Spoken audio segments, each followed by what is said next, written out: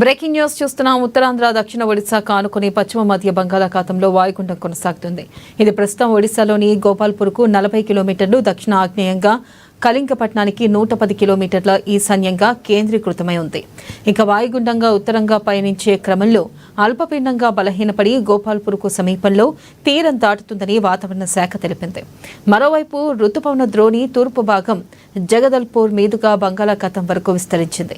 దీనికి తోడు విజయనగరం, శ్రీకాకుళం సరిహద్దుల నుంచి షీర్ జోన్ తూర్పు పడమర దిశగా కొనసాగుతుంది.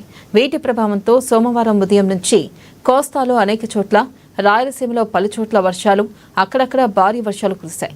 వాయుగుండం ప్రభావంతో బంగాళాఖాతంలో అలలు ఎగిసిపడుతూ ఉండడంతో కోస్తా తీరం వెంబడి బలమైన గాలులు వీస్తున్నందున మత్స్యకారులు చేపల వేటకు వెళ్లరాదని విశాఖ తుఫాన్కి హెచ్చరిక కేంద్రం తెలిపింది.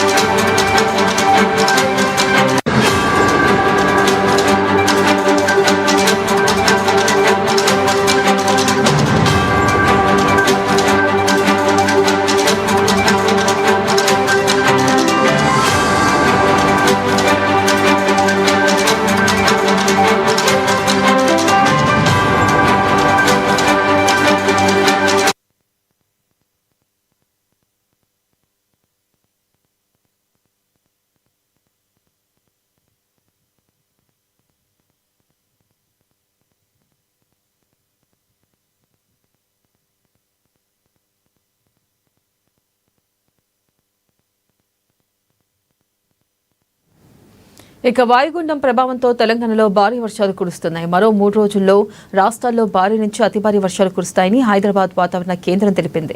భద్రాద్రి, మహబూబాబాద్, ములుగు జిల్లాలకు రెడ్ అలర్ట్ జారీ చేసింది. భూపాలపల్లి జిల్లాకు ఆరెంజ్ అలర్ట్, ఆదిలాబాద్, హనుమకొండ, వరంగల్, కామారెడ్డి, ఖమ్మం, కొమరంభీం, నిర్మల్, మంచిర్యాల, సంగారెడ్డి, మెదక్, వికారాబాద్, సూర్యాపేట జిల్లాలకు ఎల్లో అలర్ట్ ను జారీ చేసింది. ఇక భూపాలపల్లి జిల్లాలో అతి భారీ వర్షాలు కురుస్తాయని తెలిపింది. అలాగే గంటకు 30 నుంచి 40 కిలోమీటర్ల వేగంతో ఈదురుగాలు వీస్తాయని పేర్కొంది. ఇక తెలిపే మరింత సమాచారాన్ని మా ఆదిలాబాద్ రీజనల్ కోఆర్డినేటర్ సత్యనారాయణ అందిస్తారు. Satyanarayana, good morning. అయితే ఈ మళ్ళీ బంగాళాఖాతంలో ఏర్పడినటువంటి ఒక అల్పపీడనం వాయుగుండంగా మారేటటువంటి ఒక అవకాశం ఉందన్న నేపథ్యంలో మరొక 2-3 రోజులు కూడా ఇదే విధమైనటువంటి ఒక వాతావరణం ఉండే సూచన ఉంది. అలాగే మోస్తరు నుంచి భారీ, అతి భారీ వర్షాలు కూడా దాదాపుగా 2 తెలుగు రాష్ట్రాల్లో కూడా ఇదే విధమైన పరిస్థితి ఉండేటటువంటి ఒక వాతావరణ శాఖ హెచ్చరిక నేపథ్యంలో మాత్రం ఇటు తెలంగాణ రాష్ట్రంతో పాటు అటు ఆంధ్రప్రదేశ్, అలాగే ఇటు తెలంగాణ రాష్ట్రంలోని అన్ని జిల్లాలలో కూడా అప్రమత్తంగా ఉన్నటువంటి ఒక సందర్భం అయితే కనబడుతోంది. అంతేకాకుండా ఈ వర్షాల నేపథ్యంలో, అంటే గతంలో కురిసిన వర్షాలు, నిన్న కురిసినటువంటి ఒక వర్షాలు, అలాగే వర్షాల వల్ల ప్రజలు ఇబ్బందులు పడుతున్నటువంటి ఒక విషయాలు, తర్వాత వరద ప్రభావిత ప్రాంతాలు, ఇవన్నీ కూడా దృష్టిలో పెట్టుకుని జిల్లా అధికార యంత్రాంగం ఎప్పటికప్పుడు పరిస్థితిని సమీక్షిస్తూ అలాగే నివేదికలు కూడా రాష్ట్ర ప్రభుత్వానికి పంపడం జరుగుతోంది.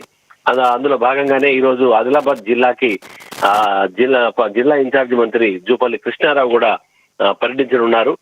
ఆయన ఈ రోజు ఉదయమే హైదరాబాద్ నుంచి బయలుదేరి నిర్మల్ కు ఉదయం 10 గంటలకు నిర్మల్ జిల్లాకు రానున్నారు. నిర్మల్ జిల్లాలో అక్కడ వరద పరిస్థితిని సమీక్షించి ఆ తర్వాత దాదాపుగా మధ్యాహ్నం 1 గంట వరకు కూడా నిర్మల్లో ఉండి అక్కడ నుంచి 2 గంటలకి మధ్యాహ్నం 2 గంటల వరకు ఆదిలాబాద్ కు వచ్చి ఆదిలాబాద్ లో కూడా ఎక్కడైతే ఈ యొక్క వరద తీవ్రంగా ప్రభావితం అయినటువంటి ప్రాంతాలు ఉన్నాయో అవన్నిటి కూడా పర్యవేక్షించి అలాగే జిల్లా అధికారులతో సమీక్ష సమావేశంలో కూడా ఆయన పాల్గొని ఆ తర్వాత సాయంత్రం వరకు ఉండి సాయంత్రం కొమరంభీం ఆసిఫాబాద్ జిల్లాకు వెళ్ళేటటువంటి ఒక సందర్భం. అలాగే కొమరంభీం ఆసిఫాబాద్ జిల్లాలో రేపు ఆయన పర్యటించనున్నారు. అంటే దాదాపుగా ఈ వరదల నేపథ్యంలోనే 2 రోజుల పర్యటన జూపల్లి కృష్ణారావుది మంచి ఇన్ఛార్జి మంత్రి జూపల్లి కృష్ణారావుది కూడా ఉంది. అంటే ఈ వరదలు ఎంత ప్రభావితం అవుతున్నాయి దాని పట్ల ప్రభుత్వం కూడా మరి స్పందన కూడా బాగుంది. ఎందుకంటే ప్రభుత్వం ఎక్కడెక్కడ ప్రజలు ఇబ్బందులు పడుతున్నారు అనేటువంటి ఒక విషయాన్ని తద్వారా తెలుసుకొని వాళ్ళు ఇబ్బందులకు గురి కాకుండా ఉండడం కోసం ప్రభుత్వం కూడా యంత్రాంగం పూర్తి సిద్ధంగా ఉంది. అది అలాగే ఇలా జిల్లా అధికార యంత్రాంగం కూడా పూర్తి సిద్ధంగా ఉన్నట్టుగా మనం భావించాలి. వెనెల నారాయణ, థ్యాంక్ యూ.